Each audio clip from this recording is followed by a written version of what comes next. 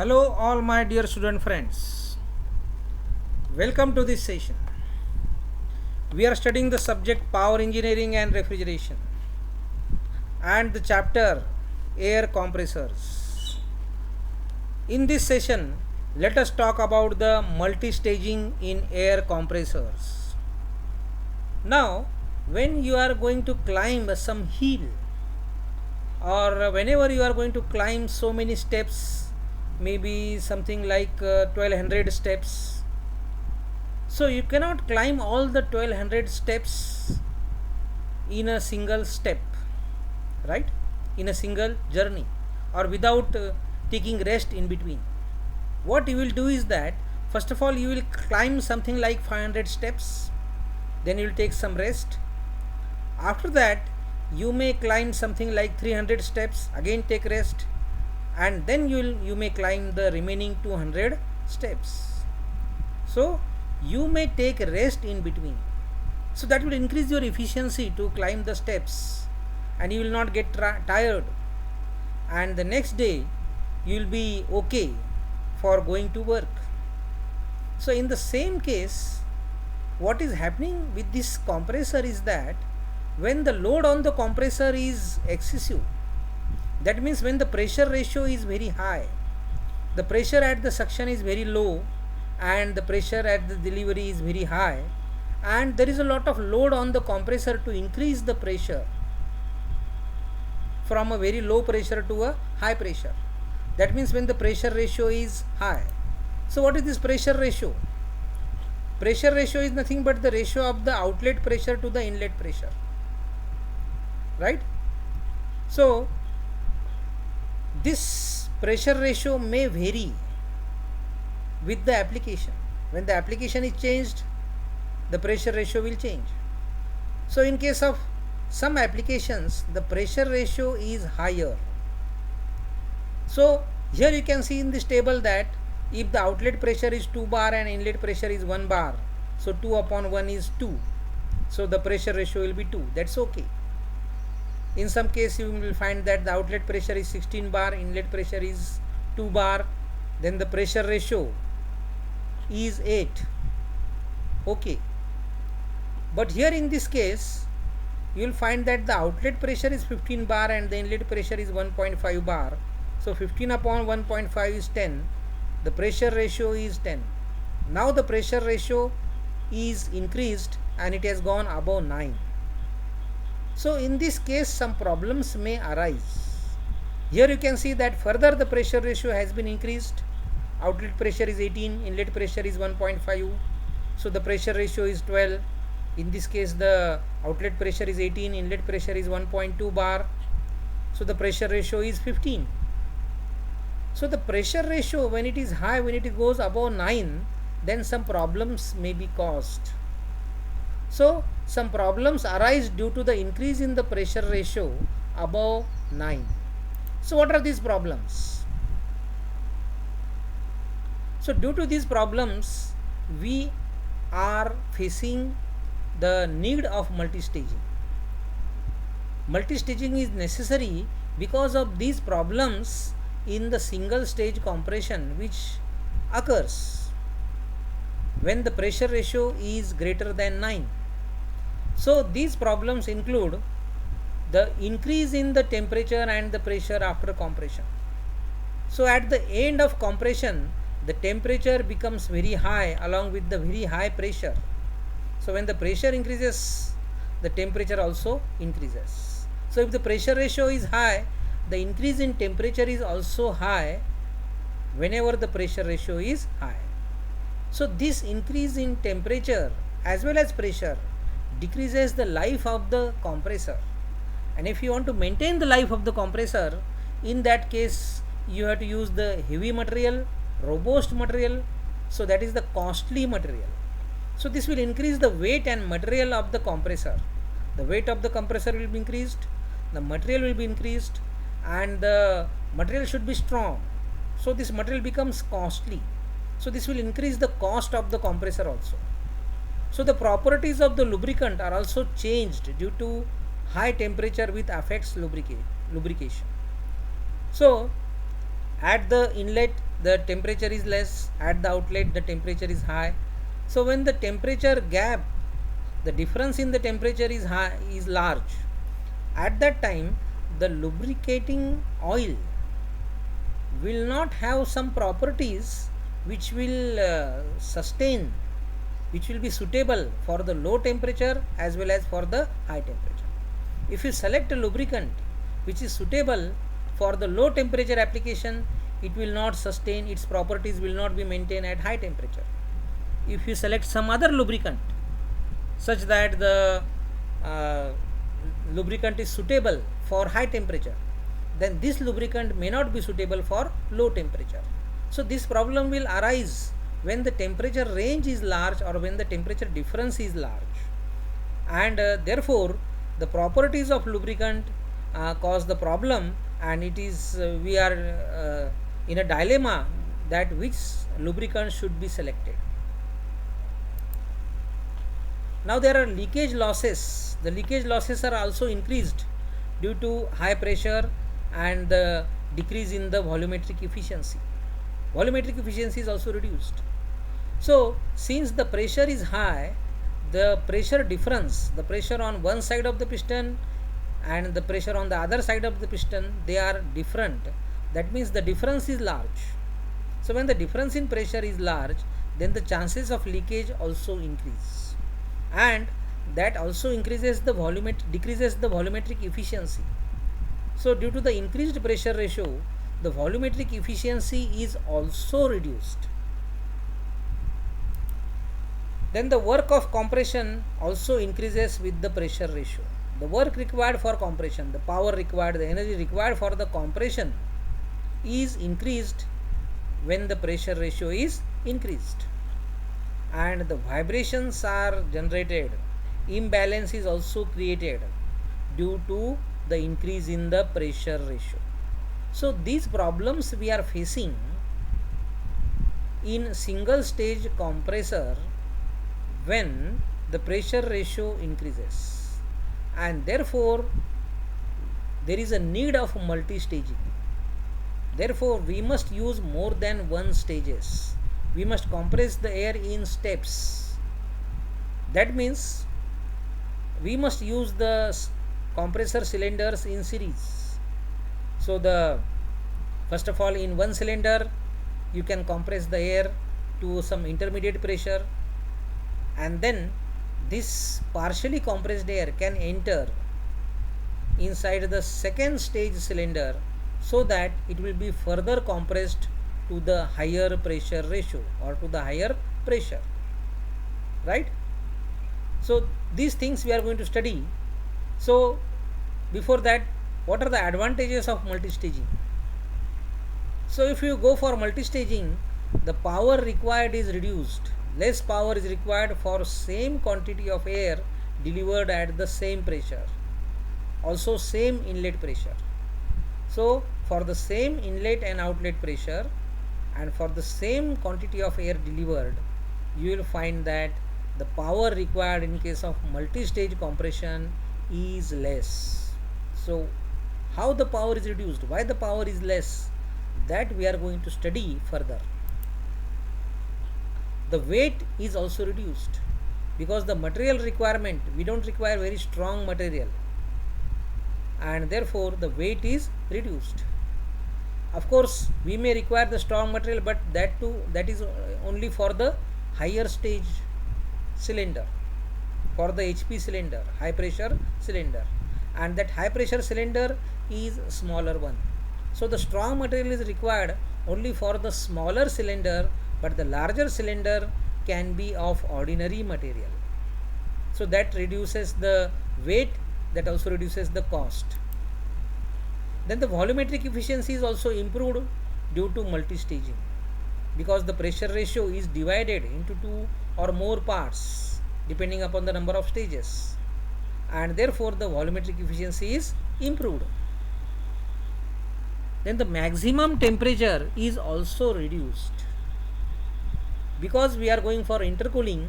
So the maximum temperature at the end of compression will be reduced. So this will increase the life of the compressor, and the material which is required will also be cheaper. Lubrication is also improved because we can use different lubricants for the different cylinders. For the low pressure cylinder, we can use that lubricant which is suitable for lower temperature, and for the high pressure cylinder we can use that lubricant which is suitable for higher temperature. The torque requirement is also uniform, and this will reduce the size of the flywheel because we are having two cylinders, and we can change the exact cycle time. We can have a phase angle between the working of the two compressors. So when the compression in one cylinder is going on, at that time suction in another cylinder may take place. So due to that, what will happen is that the torque required will be uniform and the size of the flywheel required will be small. The leakage losses are reduced because since the pressure ratio at every stage is less, then you will find that the pressure on one side of the piston and the pressure on the other side of the piston will have smaller difference. Of course, the pressure on one side of the piston is different from the other side of the piston during compression, but the difference will be reduced, and therefore the chances of leakages will be reduced, or the leakages will be reduced, and therefore the leakage losses will be reduced if we go for multi-staging. So these are the advantages of multi-staging. Now we also face some disadvantages of multi-staging, and the first one is that it requires more cylinders. If we go for 2 stage, then we require 2 cylinders. If we go for 3 stages, then we require 3 cylinders, and so on. Intercooler is also required in between, so the system becomes more complicated, right? So in between the 2 stages, we cool the air in the intercooler. So that is also an added device required. So the floor space required will definitely be more because some space will be occupied by the cylinder number 1, then cylinder number 2, and so on, and the intercoolers will also occupy some space, and therefore the floor space required or occupied will be more, and the system becomes more complicated. It requires the complicated system. Single stage compressor is much simple as compared to the multi-stage compressor. System becomes complicated if we go for multi-staging. Now intercooling pressure should be maintained to minimize the work. The intercooler pressure, we have to maintain the pressure in the intercooler. It is difficult to maintain the pressure in the intercooler. So that is again a challenge in case of multi-staging stage compressor.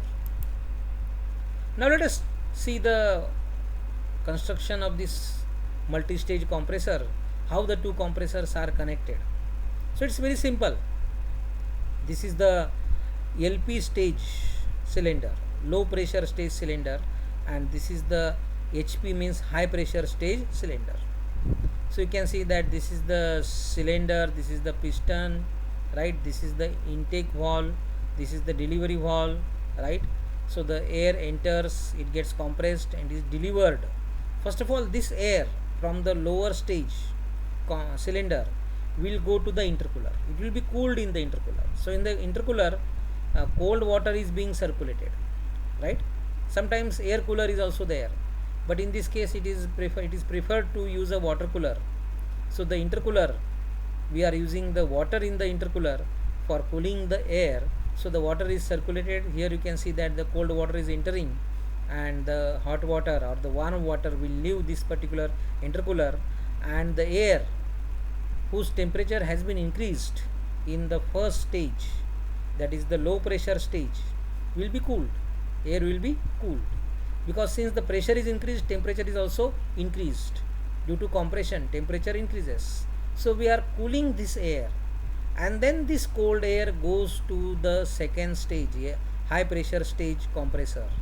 So through the inlet this air will enter, which is cooled in the intercooler. that air which is cooled in the intercooler will enter inside the high pressure stage cylinder. Again it will be compressed to the further higher pressure, and then it will be delivered, or it will be stored in the storage tank, or it will be delivered to the application wherever it is required, wherever it is needed. So that is the construction and working of the two stage air compressor. Now we are going to study this two stage air compressor with the help of the indicator diagram or the PV diagram. So this is the indicator diagram for the low pressure stage. You can see that this is the low pressure, and this is the suction, then this is the compression. We are assuming polytropic compression, so the equation is PV raised to n is equal to constant, and this is the delivery. So this is the diagram for the low pressure stage, but here again we are neglecting the clearance volume. We are neglecting the clearance volume just for simplicity, right? Now this diagram already we have seen that this is the low pressure cylinder, this is the high pressure cylinder, this is the intercooler. So the air gets compressed to the intermediate pressure in the low pressure stage, and it gets cooled in the intercooler, and then it further enters in the high pressure stage. It gets further compressed to a further higher pressure, still higher pressure, and then it is delivered maybe to the storage tank or to the application wherever it is used, right? So this we have seen. And now the indicator diagram for the high pressure stage. Now this red line indicates that the delivery pressure of the low pressure stage is equal to the suction pressure of the high pressure stage, right?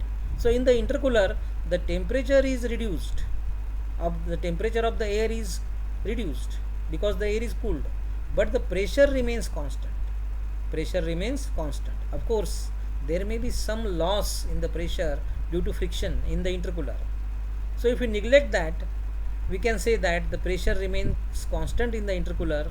So whatever air which is leaving the low pressure stage, the pressure of that air is same as the pressure of the air which is entering the high pressure stage, right? So this pressure will be same, and therefore this horizontal line is drawn that indicates that the pressure level is same. The intermediate pressure, that pressure is called as the intermediate pressure. So intermediate pressure is nothing but the pressure at which the low pressure stage compressor cylinder will deliver the air, and the high pressure HP stage compressor will suck the air. So that is the intermediate pressure, right? So this is the indicator diagram for high pressure stage. So here at the intermediate pressure the suction takes place in the high pressure stage, and then this is the compression, and this is the delivery at the further higher pressure, that is P3. Okay, so P1 is the suction pressure of the first stage, P2 is the intermediate pressure, and P3 is the delivery pressure of the second stage, right? So we are now having only this diagram, that is the HP stage. First of all we are having the LP stage diagram, now we are having the HP stage diagram. Now we can have both the diagrams simultaneously. We can see on a single screen, we can see the diagrams, and again here this line, this horizontal line indicates that this pressure level is same. So this is P2, this is P2, P2 is the intermediate pressure, right? So again I tell you that this P2 is the pressure, delivery pressure of the LP stage cylinder, and the suction pressure of the HP stage cylinder, right? So that pressure is same, and all the operations are also same here. Now we have to combine these two stages. We have to combine these two stages, these two diagrams in a single diagram.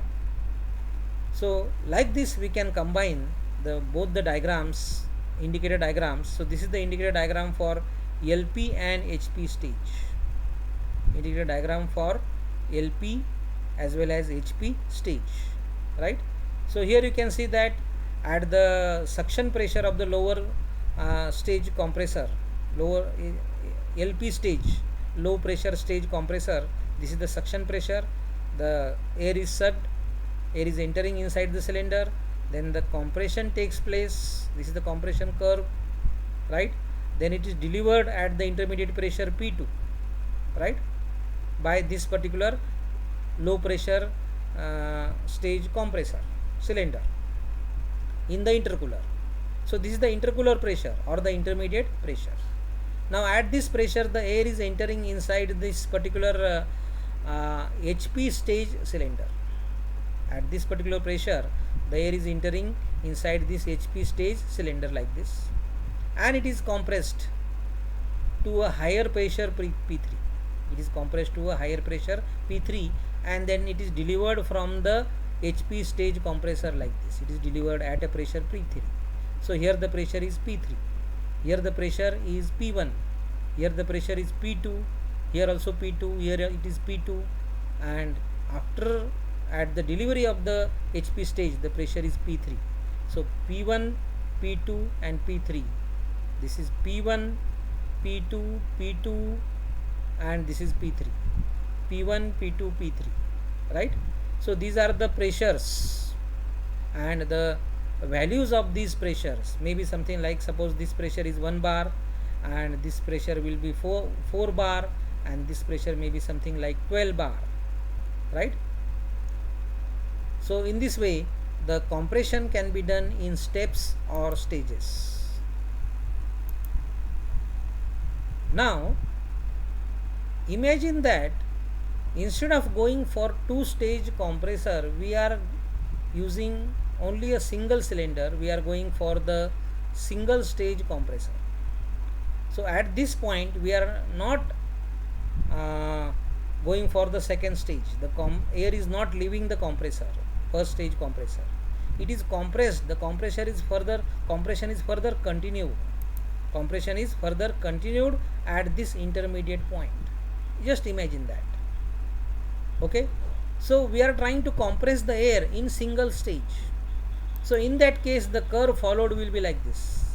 Curve followed will be like this. So instead of going for two stages, let us suppose that we are going for a single stage, maintaining the same pressure ratio and same other conditions. Other conditions are same, but we are not compressing the air in two steps or two stages. In single stage we are trying to compress the air from this point to this point. So the curve will be like this. Curve will be like this. Okay, it will not go like this. If it is in step, it will go like this from here to here, then like this, and then it will go like this. If you go in two steps or two stages, right? Otherwise this is the curve for single stage or single step, right? Now what is the difference between these two conditions? What is the difference between these two conditions, or that means these two situations? Say in the first situation we are going in compressing the air in two stages. This is the low pressure stage and this is the high pressure stage. And in other situation what we are doing is that we are compressing in a single stage, right? So what is the difference? You can see the difference in the indicator diagram. There is a difference in the indicator diagram. Okay, so what is the advantage of multi-staging? You can see that there is saving in the work. There is saving in the work, and the saving in the work is represented by this area. So there is this much saving in the work. So as we know that in case of the, if you consider the clearance volume 0, if you neglect the clearance volume, then the work of compression is nothing but the area between this y-axis and the compression curve, y-axis and the compression curve, right? So if we compress the air in single stage, then the work of compression will be represented by this area. It will be represented by this area, right? But if you go for two stages, then the work of compression will be represented by this area. So this much area has been reduced. This much area has been reduced. So corresponding to this much area, the work of compression is also reduced. Work of compression is also reduced, and thus now we can say that due to multi-staging, the work of compression is reduced, and the reduced work or the saving in work is represented by this colored area. This green colored area represent the saving in the work of compression.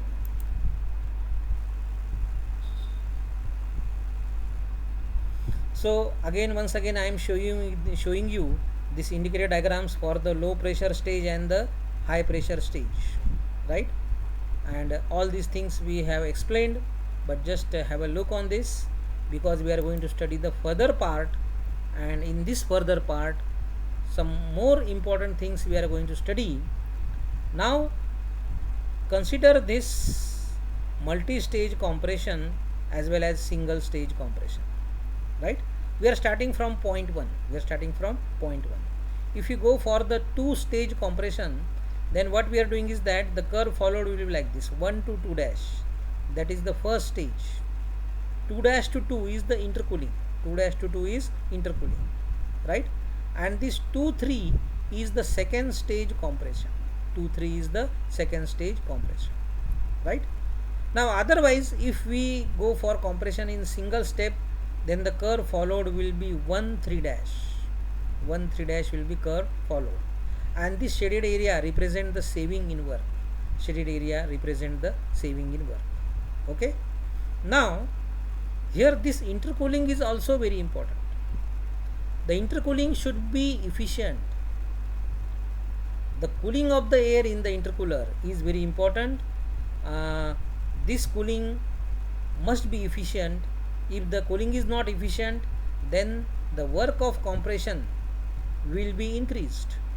So here, if you use the efficient cooling, and theoretically if we assume that this temperature after cooling in the intercooler is equal to the temperature before compression in the first stage, that means T2 temperature is equal to T1. If T2 temperature is equal to T1, then we say that the intercooling is perfect. Because this dotted curve shows the isothermal compression. Isothermal compression is represented by the dotted curve, right? So this is the indicator diagram. It is the combined indicator diagram for HP and LP cylinders with perfect intercooling. So here the intercooling is perfect because this is the isothermal curve. Dotted or the dashed curve is nothing but the isothermal curve of compression, that is 1-3 dash. 1-3 dash is the isothermal curve of compression. Isothermal means temperature remains constant. That means the temperature T1 is equal to temperature T2 is equal to temperature T3 double dash, and the temperature anywhere on this dotted curve will be same. It will be constant, it will not change, because this compression is isothermal. Isothermal means temperature remains constant. Okay. Now practically isothermal compression is not possible. But we are drawing here the isothermal curve so that we can check whether the temperature after intercooling is same as the temperature before compression. Temperature after intercooling is T2 and temperature before compression in the first stage is T1. So we check whether T1 temperature is equal to T2. We are checking. If that is the case, then the intercooling is perfect. So this point 2 is very important, right? So this point 2 is lying on the isothermal curve. Point 2 is lying on the isothermal curve of compression, and it means that the intercooling is perfect. So perfect intercooling may not be possible theoretically, but we can go as close as possible to perfect intercooling. We can make the intercooling as efficient as possible, and we can try our level best to reduce the temperature in the intercooler of the air to the temperature before compression, right? So we are trying our level best to decrease the temperature, reduce the temperature, cool the air in the intercooler, so that the work of compression required will be less, and in the second stage compressor this air will perform better and the volumetric efficiency will be good, so that the work of compression will be reduced in the second stage, right? And therefore we are trying to have the perfect intercooling. Practically it may not be possible, but we are trying to have the intercooling as perfect as possible, right? So what is perfect intercooling? After intercooling, when this pressure air temperature, after intercooling, if the temperature of the air is equal to the temperature at the suction of the first stage, then we say that the intercooling is perfect, and that is called as the compression with perfect intercooling, multi-stage compression with perfect intercooling. So that is the meaning of perfect intercooling, right? Now one more important point is that what should be the intermediate pressure? We must select the appropriate intermediate pressure or the optimum intermediate pressure so as to get the minimum work required for compression. So that minimum work is required for compression, we must select such an intermediate pressure that the work of compression, the total work required for compression is minimum. So that intermediate pressure is called as the optimum intermediate pressure. So optimum intermediate pressure for minimum work of compression, P2 is given by under root P1 P3, under root P1 P3, right? So what is P1? P1 is the suction pressure of the low pressure stage, and P3 is the delivery pressure of the high pressure stage, right? So actually this intermediate pressure should be the geometric mean of the two extreme pressures, of the lowest pressure and the highest pressure. Lowest pressure means the suction pressure of the low pressure stage cylinder, and highest pressure P3 means the delivery pressure of the high pressure stage cylinder, right? So this P2, if it is equal to under root P1 P3, if P2 is the geometric mean of P1 and P3, then P2 is said to be the optimum intermediate pressure, and if the intermediate pressure is optimum, then the work required for compression is minimum. If this pressure is changed, either we increase this pressure P2 or decrease this pressure, then you will find that the work of compression will be increased. Work of compression will be increased. So at this pressure, the work of compression will be minimum, right? Even if you increase this pressure P2, then what will happen is that work of compression will be increased.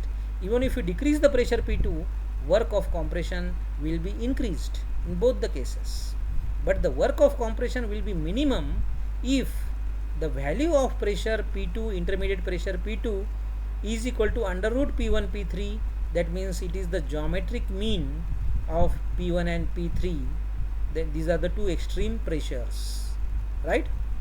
And this work of compression is given by this particular expression. This particular equation gives the work of compression in say two-stage compressor, and when the intercooling is perfect, and at the same time the intermediate pressure is also optimum. So if you want to use this equation, we are having two conditions. Condition number 1 is that the intercooling should be perfect, and condition number 2 is that the intermediate pressure should be optimum. So again, now we are going to study the indicator diagram for HP and LP cylinders with imperfect intercooling. So what is this imperfect intercooling? Now in this diagram you can see the imperfect intercooling. So this is the PV diagram, and here again we are neglecting the clearance, and these are the two stages. So suppose first stage is 1 2 dash, then this 2 dash 2 is nothing but intercooling. 2 dash 2 is intercooling. Now you can see that this 2 and 2 double dash, they are slightly away from each other. 2 and 2 double dash, they are different, right? So this point 2 in this case is not lying on this dashed curve, on this isothermal curve of compression. So that difference you have to see here. So see here again, once again, that this is the point 2 and this is the point 2 dash, right? So 2 dash 2 is nothing but the intercooling, right? So intercooling is at the constant pressure, there is no change in pressure, okay? So there is change in the volume and there is change in the temperature. So the temperature is reduced from T2 dash to T2, but here T2 is not equal to this T2 double dash, or T2 is not equal to T1, because this T2 double dash is equal to T1, because this dashed curve is nothing but the isothermal curve of compression, and isothermal curve means the curve, the compression, isothermal compression is that compression in which the temperature remains constant. So throughout this dashed line you will find that the temperature is constant. So we can easily say that T1 is equal to T2 double dash is equal to T3 double dash, right? So here you will find that the intercooling is there, but it is not perfect. It is not perfect. We are not cooling the air up to the temperature at the suction of the first stage. So T2 is not equal to T1, but T2 is higher than T1. T2 is higher than T1. But on the other hand, this T2 double dash is equal to T1. Why T2 double dash is equal to T1? Because it is, both the points are lying on the isothermal curve. Isothermal means temperature is constant, right? So intercooling is there, but it is not perfect. That means still if you continue the cooling from 2 to 2 double dash, then the intercooling will be perfect, okay? So at point 2 we are stopping, the intercooling stops at point 2, it doesn't go up to 2 double dash, therefore we say that the intercooling is imperfect. And then 2-3 dash is the compression curve for the second stage, high pressure stage, and of course this is the saving in the work. This is the saving in the work. If we intercool, if the intercooler temperature is further reduced, after intercooling if the temperature is further reduced, then you will find that there will be more saving in work. There will be more saving in work, okay? And the work of compression will be further reduced. So if you want to minimize the work of compression in multi-stage compressor, then you have to minimize the temperature after intercooling, or you have to try for perfect intercooling, right? Then you can minimize the work of compression. So this is the saving in the work, okay? And if we use the single stage compression, then this curve will be followed, 1-3 will be followed, right? So the air will not leave the first stage at 2 dash, there will be no intercooling 2 dash 2 if we use a single stage. For single stage the curve will be 1-3, and for 2 stage compression the curve will be like this, 1-2 dash, that is the first stage, 2 dash 2 is the intercooling, and 2-3 dash is the second stage compression, right? So if you go for the 2 stage compression, then the work of compression is reduced, and this is the saving in the work saved due to intercooling. Due to intercooling means multi-staging, because when we are multi-staging, then only we are going for intercooling, right? So this is the suction pressure, or this is the suction line, this is the intercooler pressure, intermediate pressure, right? And this is the delivery pressure, and this is the delivery line, okay? So this is the imperfect intercooling. The indicator diagram combined for HP and LP cylinders with imperfect intercooling. So in the examination you may be asked to draw this figure or explain what is perfect intercooling and what is imperfect intercooling. So this point 2 is very important here. This point 2 doesn't coincide point 2 dash, or point 2 is not lying on this dashed curve. Point 2 is not lying on the dashed curve, and it means that the intercooling is imperfect. So this is imperfect intercooling, not perfect intercooling, because the point 2 is not lying on the dashed curve, that is the isothermal curve of compression. So this 2 dash and 2, these are the two different points. 2 dash and 2, these are the two different points, and it indicates that the compression is imperfect. Now we are going to write the formulae for combined work of compression for both HP and LP cylinders. So the combined work, total work, the overall work of compression.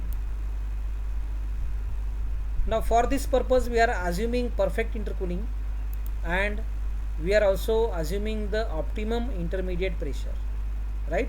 So whatever equation I am writing, that equation is applicable only when the intercooling is perfect and when the intermediate pressure is optimum, right? So this is the equation. The work of compression, say polytropic work of compression, because N is the index of expansion for polytropic compression.